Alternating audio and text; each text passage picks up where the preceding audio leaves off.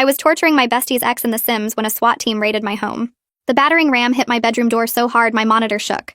My hands shot up instinctively, mouse clattering to the floor.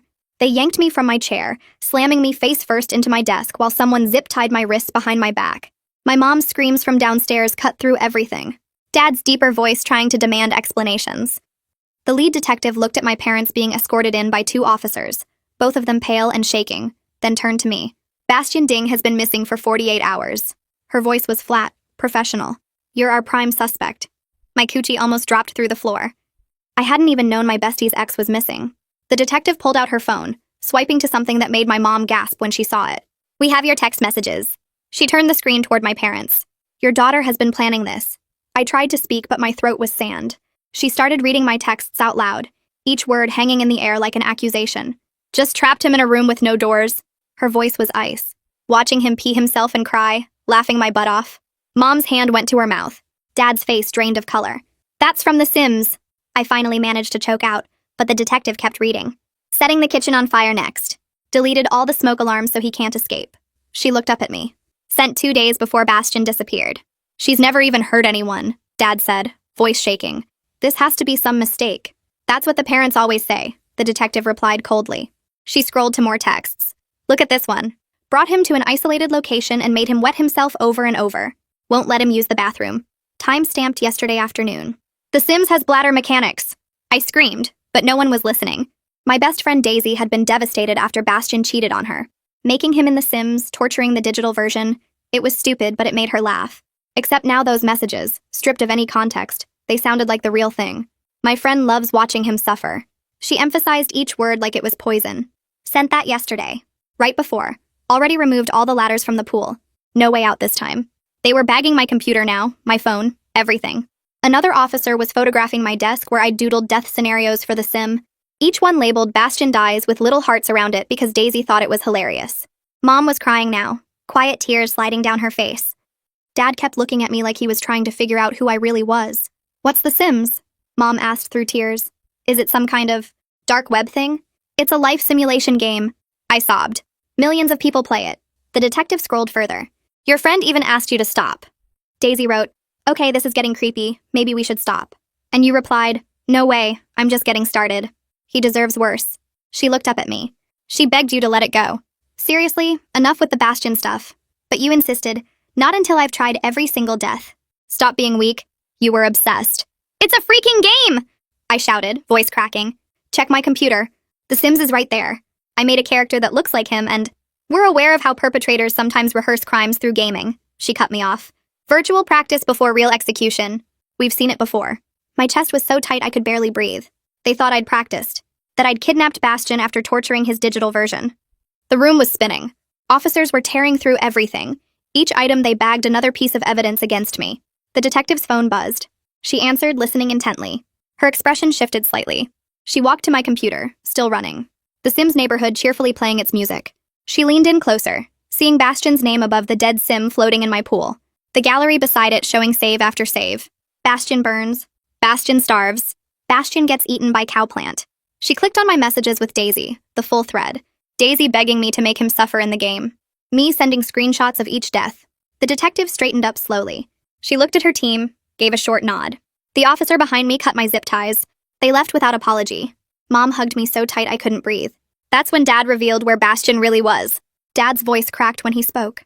He said Bastian wasn't missing at all, that he'd been staying at the men's shelter on 5th Street downtown for the past 2 weeks after his parents kicked him out. My brain couldn't process the words. I was still shaking from the zip ties, from the SWAT boots on my bedroom floor, from seeing my parents' faces when they thought I'd kidnapped someone. Dad kept talking, explaining he volunteers at the shelter every Saturday and Sunday morning, serving breakfast and helping with intake paperwork. He'd seen Bastian there 3 days ago, recognized him immediately from all the Instagram photos Daisy had shown our family over the months they dated. Dad said Bastian looked rough, wearing the same hoodie in every shift, but he seemed okay, playing chess with the other guys and keeping to himself. Dad never mentioned it because he didn't know about any missing person report, didn't realize Bastian's parents had filed one or that police were looking for him. Mom's crying got louder, harder, and she turned on Dad with this look I'd never seen before. She asked how he could not mention seeing Daisy's ex-boyfriend at a homeless shelter, how that wasn't worth bringing up at dinner or in casual conversation. Dad's face went red and he stammered that he thought Bastian was just volunteering too, or maybe visiting someone, and it felt weird to gossip about some kid's personal business. Mom shouted that our daughter just got raided by SWAT because of information he had, that he could have prevented this whole nightmare with one sentence. The tension in our house shifted so fast it gave me whiplash. From terror about my arrest to confusion about the timing, to anger at Dad for not connecting the dots sooner. I grabbed my phone off the coffee table where the officers had left it after checking it. My hands shook so bad I could barely unlock the screen. I pulled up Daisy's contact and hit call, pressing the phone to my ear while Mom and Dad argued behind me. Daisy answered on the second ring asking if I was okay, if the police thing was real, because someone's cousin posted about SWAT trucks on our street. I cut her off and told her Bastian wasn't missing, that he was at a shelter downtown, that my dad had seen him there. Silence on the other end for like 10 seconds. Then Daisy said that was impossible, that Bastian's parents would never kick him out. They worship their golden boy. They think he's perfect. But I could hear doubt creeping into her voice, that little shake that meant she was questioning what she thought she knew. She asked why he'd be at a shelter, and I said I didn't know yet. But Dad saw him there 3 days ago, and he's been there at least 2 weeks.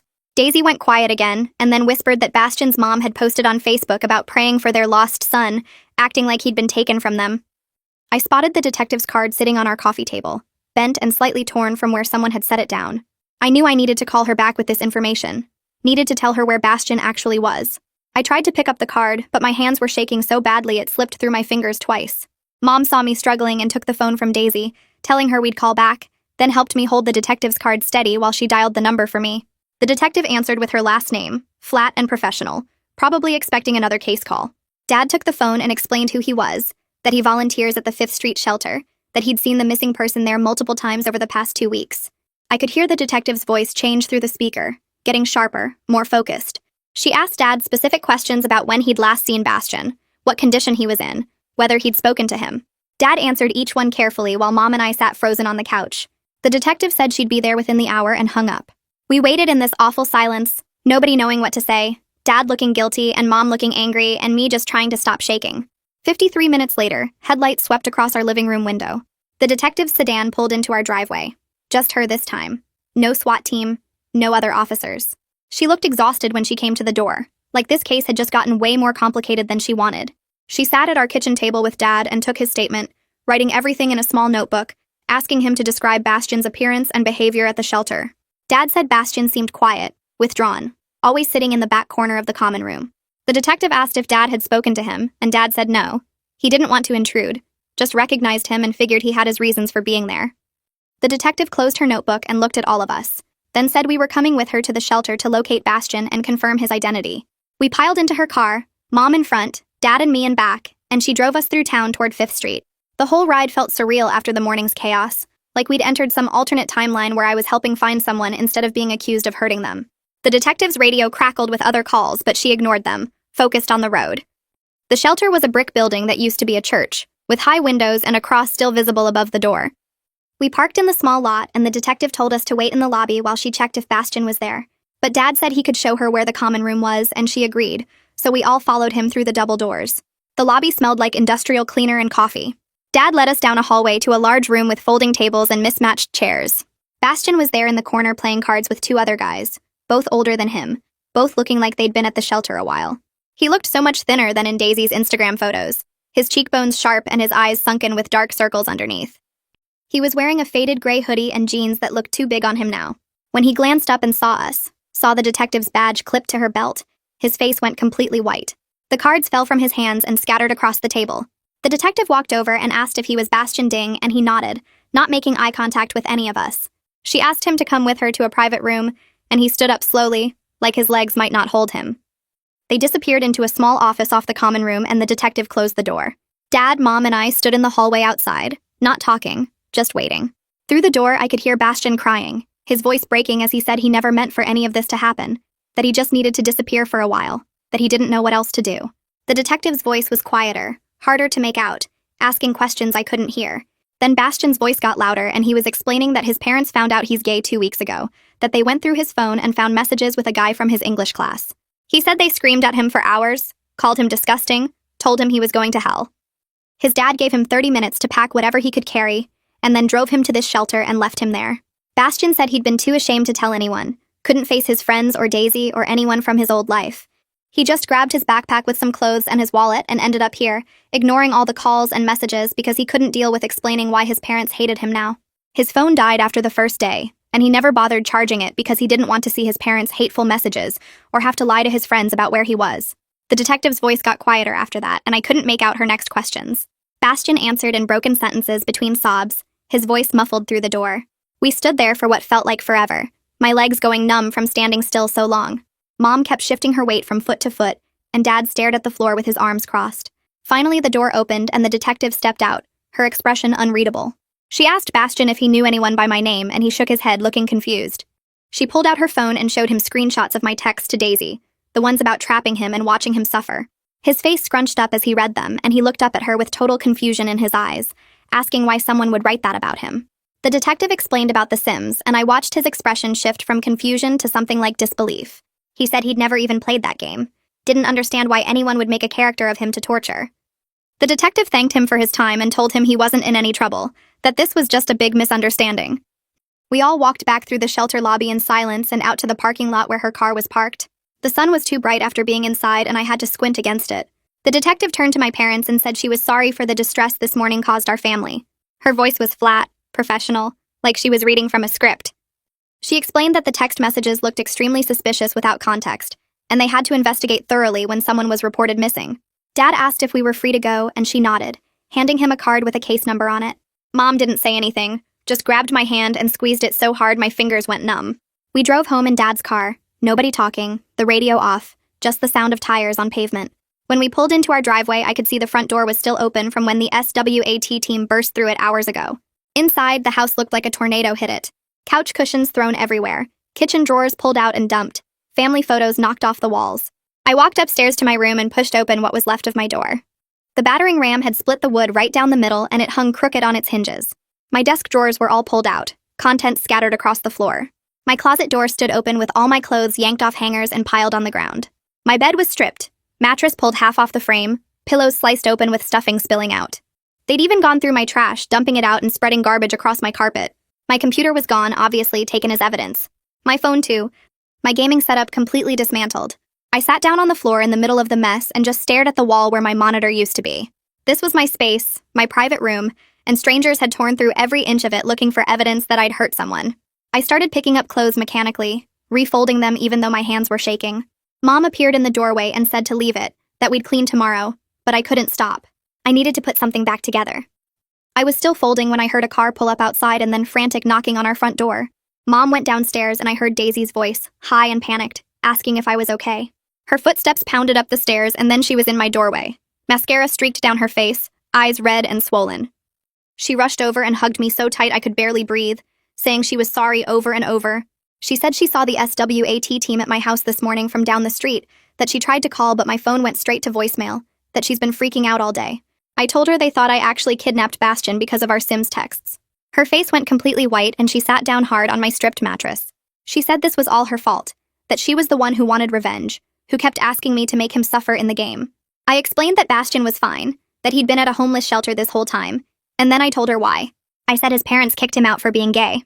Daisy went completely silent, her mouth opening and closing like she wanted to say something but couldn't find words. After a long pause, she admitted she'd always wondered about him, that there were signs she'd noticed but ignored.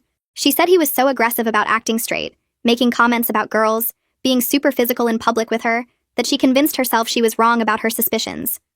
She started crying again, harder this time, her whole body shaking.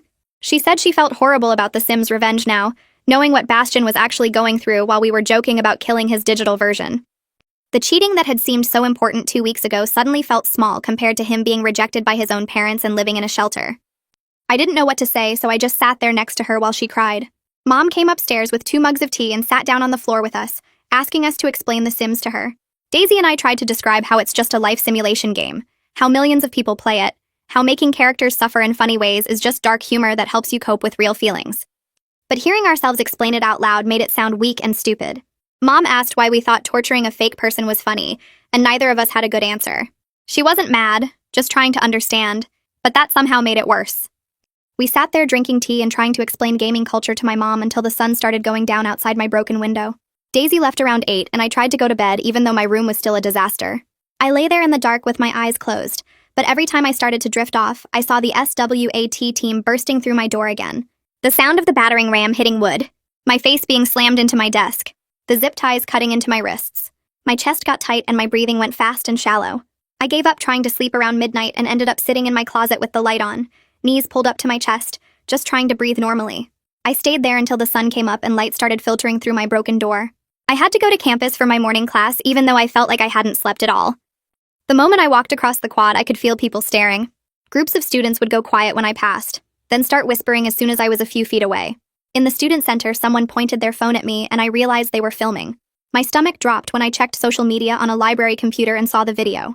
Someone across the street from my house had recorded the whole SWAT raid from their window. The battering ram. The officers dragging me out in zip ties. My mom screaming. It had been posted 6 hours ago and already had thousands of views.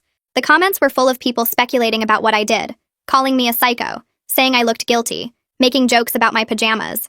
Someone had screenshotted my social media profiles and posted them with the video. My face was everywhere, attached to a crime I didn't commit, and there was nothing I could do to stop it from spreading. My email dinged with a message from my academic advisor, Maya, asking me to come to her office as soon as possible. I grabbed my backpack and walked across campus with my hood up, trying to make myself invisible. Every person I passed felt like they were staring at me even when they probably weren't. Maya's office was in the administrative building on the 3rd floor. I knocked on her door and she opened it immediately, her face soft with concern. She gestured to the chair across from her desk and closed the door behind me. Maya pulled up the video on her computer and I had to look away because seeing myself dragged out in zip ties made my chest tight all over again. She asked if I was okay and whether I needed to take time off from the school to deal with everything. I shook my head because missing classes would just make everything worse and I'd fall behind. Maya listened while I explained the whole thing, talking too fast, my words tripping over each other. I told her about The Sims and how it's just a game where you make little people and control their lives. I explained about Daisy's breakup and how we were just joking around making Bastion's character suffer in stupid ways. I showed her screenshots on my phone of what The Sims actually looks like, the cartoony graphics and the silly deaths.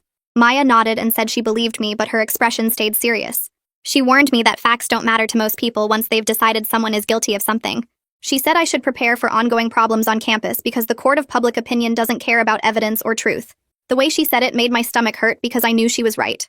My afternoon class was Introduction to Psychology, and I almost skipped it, but I couldn't afford to miss any more school. I sat in the back row like always and pulled out my notebook. 2 girls in front of me were whispering and I heard my name. One of them said I was definitely a psycho who got away with something. The other one said the police wouldn't have raided someone's house for no reason. I stared at my blank notebook page and tried to pretend I couldn't hear them. The professor started talking about cognitive dissonance, but I couldn't focus on anything he was saying. The girls kept whispering and glancing back at me. Finally, the professor stopped mid-sentence and asked if everything was okay. The whole class turned to look at where he was staring, right at me and the 2 whispering girls. One of them went red and shook her head. The professor said we should all focus on the lecture and respect our classmates. It just made everything 10 times worse because now everyone definitely knew something was going on with me. I wanted to sink through the floor. My phone buzzed in my pocket during class. Then it buzzed again. And again. I pulled it out under my desk and saw texts from Daisy coming in rapid fire. She was typing in all caps about how Bastion's parents were telling everyone the whole thing was a misunderstanding. They were claiming they never kicked him out at all. They said Bastion was mentally unstable and ran away on his own and they'd been worried sick about him. Daisy sent a screenshot of a Facebook post from Bastion's mom talking about her poor troubled son. Daisy was furious at them for lying when everyone knew the truth about what they did. She said they were trying to save face and make themselves look like victims. I typed back that parents like that always rewrite history to make themselves look better. My phone kept buzzing with more messages from Daisy, each one angrier than the last. After class, I walked out into the hallway and someone called my name. I turned around and saw Gray from campus security walking toward me. He was older, maybe in his 40s, with gray hair and a kind face. Gray said he'd heard about what happened to me and wanted to make sure I felt safe on campus. He asked if anyone had bothered me or made me feel threatened. I told him about the whispers and the video, but said no one had actually done anything. Gray gave me his card and said to call him immediately if anyone gave me trouble. He meant well, but having campus security personally checking on me just made me feel more exposed. Everyone walking past us in the hallway was staring. I thanked him and shoved his card in my pocket and walked away as fast as I could without running. My phone would not stop buzzing. Every few seconds, another notification. I pulled it out and saw messages from people I barely knew. Some were supportive, saying they believed me and knew it was all a misunderstanding. But most were asking invasive questions about the arrest. People wanted to know what it felt like to be zip-tied. They asked if I really made the Sims character of Bastion or if that was made up. Someone asked if I'd ever actually hurt anyone in real life. Another person wanted to know if I had a lawyer. The questions kept coming and coming, and I couldn't keep up with responding. Finally, I just turned my phone completely off and shoved it to the bottom of my backpack. The silence was immediate, and it felt like I could breathe again. That evening, Dad said we needed to go get my computer and phone back from evidence. We drove to the police station in silence. Dad kept his hands tight on the steering wheel and didn't try to make conversation. At the station, we had to wait at a desk while someone processed the return. The detective who handled it was different from the lead detective who'd been at my house. This one was younger, with blonde hair pulled back tight. She looked at me with obvious disgust while she checked my ID and had me sign forms. She made comments under her breath about how lucky I was. The way she slid my computer and phone across the counter felt aggressive, like she was mad they had to give my stuff back. Dad thanked her and she didn't respond. We carried everything out to the car and I held the evidence bags in my lap on the drive home. I set up my computer in my room that still had a broken door from the battering ram. When I booted it up, the Sims loaded automatically because it had been running when they took it. My neighborhood was still open. Bastion's character was still floating face down in the pool where I'd removed the ladder. The cheerful Sims music played like nothing was wrong. I stared at the dead Sim for a long time. My stomach felt sick looking at it now after everything that happened. I opened the menu and found the option to delete the entire save file. The game asked if I was sure because this action couldn't be undone. I clicked yes and watched all those hours of gameplay disappear. Every death scenario, every torture chamber, every screenshot I'd sent to Daisy. All of it gone in 2 seconds. My phone rang and Daisy's name showed up on the screen. I answered and she started talking immediately without saying hello. She told me Bastion had reached out to her wanting to apologize for cheating. He wanted to explain what he was going through and why he did what he did. Daisy's voice sounded confused and hurt at the same time. She said she didn't know if she wanted to talk to him or not. Part of her wanted answers, but part of her was still so angry about everything. She asked me what I thought she should do. I told Daisy she should probably hear him out because he was clearly dealing with serious stuff. Getting kicked out by your parents for being gay was huge and traumatic. But I also said I understood why she was still hurt. The cheating had been real even if he was struggling with his identity. Daisy was quiet for a minute, then said she felt manipulated by their whole relationship now. She said it felt like he'd been performing being straight with her, and she was just a prop in his closet. I didn't know what to say to that because she wasn't wrong. Bastion had used her even if he hadn't meant to hurt her. We stayed on the phone for a while longer just talking about how complicated everything was. Nothing felt simple anymore. 2 days after hanging up with Daisy, Mom knocked on my door around breakfast time. She sat on my bed and asked if I'd thought about seeing someone to talk about everything. I said I was fine and didn't need a therapist. She looked at me with this sad expression and pointed out that I'd woken up screaming 3 times that week. The nightmares were getting worse, not better, and she was worried about me. I turned away from her and stared at my computer screen. She kept talking about how normal it was to need help after trauma. I finally agreed just to get her to stop hovering. She made an appointment for Thursday afternoon with someone named Dr. Locke, who specialized in trauma. The therapy office was in a boring medical building near campus. I sat in the waiting room filling out forms about my mental health history. When Dr. Locke called my name, I followed her into a small room with 2 chairs and a box of tissues on the side table. She asked me to describe what brought me in today. I started explaining about the Sims and the misunderstanding, and suddenly I was crying so hard I couldn't breathe. The words came pouring out about the battering ram and the zip ties and my mom screaming downstairs. Dr. Locke handed me tissues and let me cry for what felt like forever.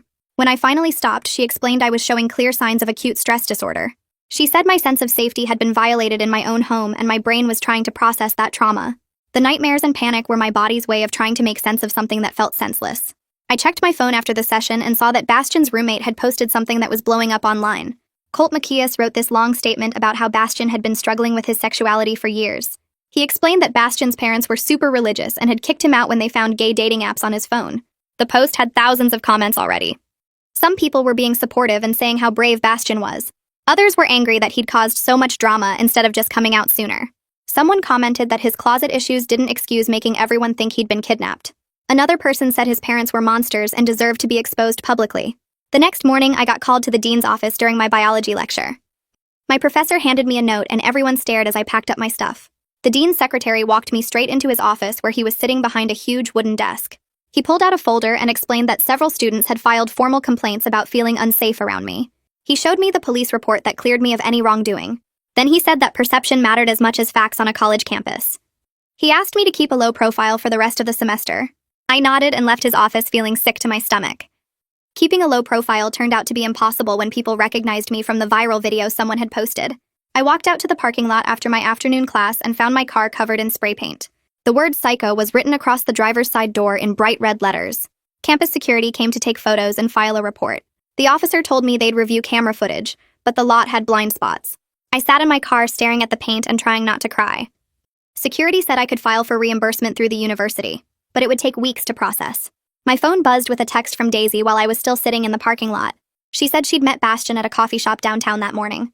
He'd apologized for everything and tried to explain why he cheated on her.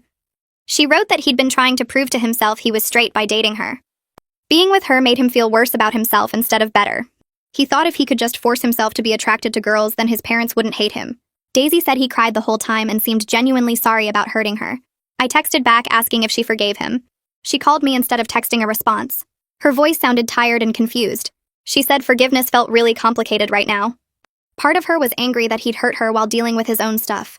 She felt like she'd been a prop in his closet instead of a real girlfriend. But another part of her felt bad for being connected to his suffering. She said she understood why he did it, but understanding didn't make the pain go away. I told her she didn't have to decide anything right now. She could take time to figure out how she felt without pressure. That evening, I heard my parents arguing in the kitchen. I stood at the top of the stairs listening to them go back and forth. Dad kept saying he felt terrible about not mentioning he'd seen Bastian at the shelter sooner. Mom's voice was sharp when she replied that it wasn't his fault. But her tone suggested she was still processing her own anger about the timing. Dad said if he'd just thought to mention it casually, then none of this would have happened. Mom told him to stop torturing himself over something he couldn't change. Their voices got louder, and I went back to my room and shut the door. The next week, my parents met with a lawyer to discuss taking legal action against the police department. They came home looking defeated and sat me down in the living room. The lawyer had explained that the text messages gave police probable cause to investigate. Even though the raid was traumatic and ultimately wrong, they'd followed proper procedure based on the evidence they had. The lawyer said we could try to sue, but it would be expensive and we'd probably lose. Dad asked about the emotional damage and the broken door. The lawyer said that wasn't enough for a civil rights violation case. Mom cried quietly while Dad held her hand. 3 weeks after the raid, I was walking down the hallway in my dorm when someone slammed a door. The sound hit me like a physical force and suddenly I couldn't breathe. My vision went dark around the edges and my legs gave out. I slid down the wall and sat on the floor with my head between my knees. My heart was pounding, so hard I thought it might explode. Sweat dripped down my back and my hands shook uncontrollably. Someone asked if I was okay, but their voice sounded like it was coming from underwater. I sat there for over an hour waiting for my body to calm down. When I could finally stand up, my legs felt like jelly and I had to hold onto the wall to make it back to my room. Maya started showing up outside my classes every few days. She'd walk with me across campus asking how I was doing and if I'd eaten lunch yet. The third time she caught me, I could tell she was building up to something. She mentioned a support group for students dealing with trauma that met Tuesday nights in the counseling center. I told her I was fine and didn't need to sit in a circle talking about my feelings with strangers. She said to think about it and handed me a flyer anyway. I shoved it in my backpack and forgot about it on purpose. The idea of being the girl who got arrested in a support group made my skin crawl. I didn't want people knowing my story or looking at me with pity. Maya kept checking in, though. She'd text me random supportive messages and leave notes in my campus mailbox. It was nice, but also kind of annoying because it reminded me I was someone who needed checking on. That Friday morning, I was scrolling through my phone in the dining hall when Bastian's post appeared. The statement was long and detailed. He wrote about his parents finding messages on his phone and kicking him out the same night. He described staying at the shelter and ignoring everyone because he was ashamed. He apologized to Daisy for using her to hide his sexuality. He apologized to me for the chaos his disappearance caused and explained that he had no idea police would connect his missing person report to someone's video game texts. He talked about being gay and scared and alone. The comment section was a mess. Some people wrote supportive things about coming out and dealing with bad parents. Others said he was selfish for disappearing without telling anyone. A bunch of people argued about whether he owed Daisy an apology or if his situation excused the cheating. Someone wrote that at least now I looked less crazy. Another person said the whole thing was still weird regardless of the circumstances. My phone buzzed with notifications as people started tagging me in posts. Some users were defending me and explaining the Sims context to people who still thought I was creepy. They posted screenshots showing how the game actually worked and why the texts made sense. But plenty of others were still calling me weird for making a character just to torture it. One comment said that even if it was just a game, spending hours planning virtual deaths of a real person showed something was wrong with me. Another said the hearts around my doodles proved I enjoyed it too much. I closed the app and shoved my phone in my pocket. My appetite disappeared even though I'd barely touched my breakfast. The vindication felt hollow because people were still judging me for something that had seemed harmless at the time. Daisy texted me that afternoon asking if I'd seen Bastian's post. I said yes and asked what she thought about it. She called instead of texting back. Her voice sounded strained when she said we needed to talk about everything. We met at the library study rooms an hour later. She sat across from me and immediately said I was making Bastian's coming out about my own trauma. I stared at her in disbelief.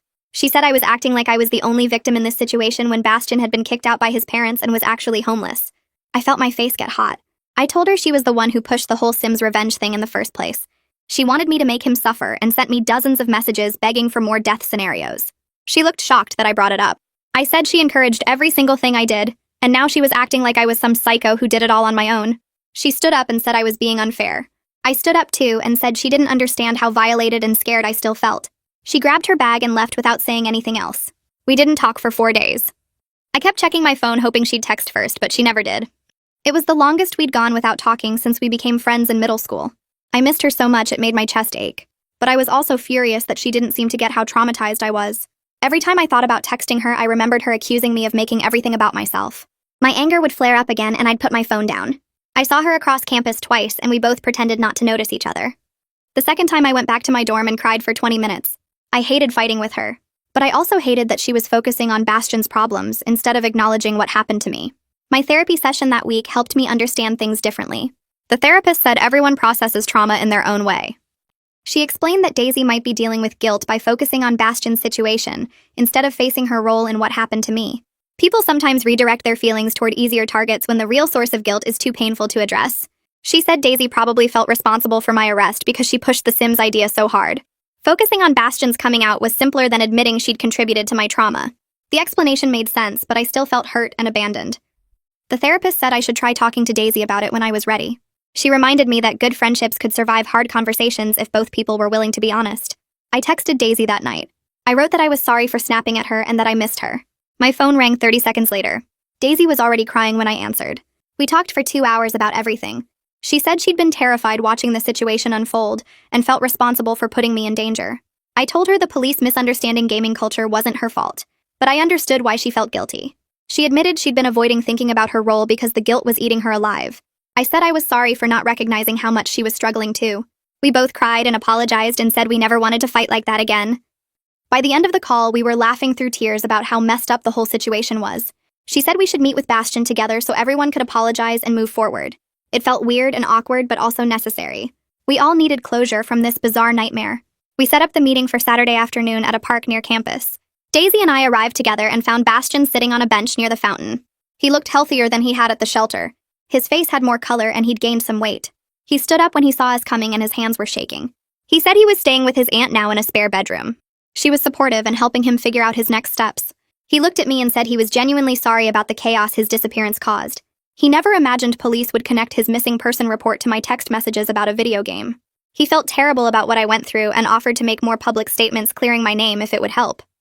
I told him a statement would help, but nothing would erase the trauma of being zip-tied in my own bedroom. He started crying and apologized again. I watched his shoulders shake and realized he was carrying his own guilt about all of this. He kept saying he never thought about how his disappearance would affect anyone else. He was so focused on his own pain that he didn't consider the ripple effects. I told him I understood, but it didn't change what happened to me. The zip ties cutting into my wrists, the SWAT boots on my bedroom floor, my parents watching me get treated like a criminal. He nodded and wiped his eyes with his sleeve. He pulled out his phone and asked if I wanted him to write the statement right now. I said yes, but to take his time and make sure it explained everything clearly. He typed for a few minutes while I sat there picking at the peeling paint on the bench. Daisy moved closer to him and read over his shoulder, suggesting changes to make certain parts clearer. They worked on it together for maybe 20 minutes. When they finished, Bastion showed me the draft. It explained the Sims in detail, included screenshots of the game, described his situation with his parents, and made it crystal clear that I had nothing to do with his disappearance. He apologized for the misunderstanding and took full responsibility for not telling anyone where he was going. I told him it looked good, and he should post it. Daisy touched his arm and asked if they could talk privately for a minute. I moved to a different bench about 30 feet away, close enough to see them but too far to hear anything. They sat facing each other on the bench. Bastion was doing most of the talking at first, his hands moving while he explained something. Daisy listened with her arms crossed, then uncrossed them. She started talking and I could see her getting emotional, wiping her eyes a few times. Bastion reached out and she let him take her hand. They talked for maybe 15 minutes. At the end, she hugged him tight and held on for a long time. When they pulled apart, her face looked different. Lighter somehow, like she'd been carrying something heavy and finally put it down. They walked back over to me together and Bastion said he was going to post the statement now. He hit share and we all watched his phone as the post went live on his social media accounts. The response started immediately. Within 5 minutes, his post had dozens of comments and shares. Some people apologized to me directly in the comments, tagging my account and saying they were sorry for jumping to conclusions. Others deleted their previous posts calling me crazy or dangerous, but plenty of people doubled down. They said the whole thing was still weird, that making a Sims character to torture was creepy regardless of the context. Someone commented that I probably helped Bastion fake his disappearance to cover up what I did. Another person said the statement proved nothing, that we were all just trying to control the narrative. I stopped reading after a few minutes because my hands were shaking. Daisy took my phone and turned off notifications. She said I needed to stop checking social media for a while and just focus on healing. Bastion apologized again for not being able to control what people thought. I told him it wasn't his fault that some people were determined to believe the worst. We said goodbye at the park, and I went home feeling exhausted. Mom was in the kitchen making dinner when I got there. She asked how the meeting went, and I told her it was good, but also really hard. She hugged me and said she was proud of me for facing it. Then she mentioned that she and Dad had scheduled their first therapy appointment together for next week. I asked why they needed therapy, and she said the raid traumatized them too. Dad's guilt about not mentioning seeing Bastion sooner had been eating at him for weeks. He kept saying he could have prevented everything if he'd just thought to bring it up. Mom admitted she was having nightmares about the SWAT team breaking down our door. She'd wake up in the middle of the night hearing the battering ram in her head. I felt terrible that I hadn't even thought about how all of this affected them. I'd been so focused on my own trauma that I didn't consider they were suffering too. Gray from campus security called me 2 days later. He said they'd reviewed footage from the parking lot cameras and found the person who spray painted my car. It was a junior named Trevor who lived in the dorm next to mine. Campus security had disciplined him, and the university was requiring him to pay for the damage. Gray said Trevor claimed he was just trying to warn other students about me, that he thought he was doing the right thing. I asked if Trevor got expelled, and Gray said no, just probation and mandatory community service. It felt like a small victory, but also frustrating that he got away with basically just a slap on the wrist. I thanked Gray for following up and told him I appreciated the security office taking it seriously. The next day, Maya called me into her office. She said she wanted to help me file a formal complaint about the students who made me feel unsafe on campus without any evidence. We spent an hour writing up everything that happened after the video went viral. The whispers in class, people avoiding me in the dining hall, the spray paint, the anonymous messages I'd received. Maya submitted the complaint to the dean's office with a request that the university address the situation campus-wide. 3 days later, the dean sent an email to all students about due process and not jumping to conclusions. It talked about how social media can spread misinformation and reminded everyone that accusations aren't the same as guilt. The email didn't mention me by name, but everyone knew what it was about. Some students rolled their eyes at the email, calling it performative. But a few people reached out to apologize for how they'd treated me. It wasn't much, but it felt like something. Maya had been recommending a trauma support group for weeks, and I finally agreed to try it. The group met Thursday evenings in a building off campus. When I walked in for the first time, there were about 8 people sitting in a circle. The counselor running the group introduced me and asked if I wanted to share why I was there. I gave a brief version of what happened, and everyone nodded like they understood. Over the next few weeks, I heard their stories. A guy whose apartment had been broken into while he slept. A girl who'd been in a car accident. Someone else who'd witnessed violence. Hearing other people talk about their trauma made me feel less alone. I realized I wasn't the only one who jumped at loud noises or had trouble sleeping. When I shared my experience, people actually listened and didn't judge me. They understood that trauma doesn't make sense to people who haven't experienced it. The group helped me process the fear and anger I'd been carrying around. I started sleeping better and having fewer panic attacks. Daisy and I were texting more regularly again, but it felt different now. We were more careful with each other, more honest about our feelings. She'd text to check how I was doing and actually wait for a real answer instead of just accepting a quick response. I did the same for her. We talked about what happened with Bastion and how we both felt guilty in different ways. She admitted she'd been using humor to avoid dealing with her pain after the breakup. I said I'd gone along with it because I wanted to help her feel better, but we both should have found healthier ways to cope. We set some new boundaries about not encouraging each other's worst impulses. If one of us was spiraling, the other would say something instead of just going along with it. We were rebuilding our friendship on a foundation of actual communication, instead of just shared jokes and avoiding serious emotions. It felt more real this way, more solid, like we were finally being honest about who we were instead of just performing friendship. 4 months passed, and I woke up one Tuesday morning without that instant panic in my chest. I'd slept through the whole night for the first time since the raid. No nightmares about zip ties or SWAT boots crashing through my door. My therapist smiled when I told her during our session that afternoon. She said I'd made real progress in dealing with the trauma, though she warned me I'd probably always jump at certain sounds or feel nervous around police. I could live with that. The important thing was, I could finally sleep again without seeing officers tearing through my room every time I closed my eyes. Bastion texted me and Daisy in a group chat a week later with good news. He'd been accepted into some support program for LGBTQ youth who were dealing with housing problems. The program would help him find stable housing and connect him with resources while he figured out his next steps. He sent updates every few weeks about job interviews or therapy sessions or small victories like finding an apartment he could actually afford. Daisy and I both appreciated knowing he was doing better, that something good came out of all the chaos. It felt weird to care about her ex after everything, but trauma has a way of connecting people in strange ways. My parents sat me down one Saturday morning for what they called a serious talk. I braced myself for another lecture, but instead they wanted to understand. Mom had watched YouTube videos about The Sims, and Dad had read articles about gaming culture and dark humor among younger people. They admitted the text had looked scary without knowing what The Sims actually was, that they could see now why I thought the jokes were harmless. I tried to explain why my generation uses dark humor differently, how we process stress through memes and jokes that probably seem disturbing to older people. We talked for almost 3 hours. Really talked instead of them lecturing and me defending. It didn't fix everything, but it helped. They got why I wasn't some psycho, and I understood why they'd been so terrified that morning. I'm doing okay now, actually okay, instead of just saying it to make people stop asking. The terror of that morning will never completely leave me.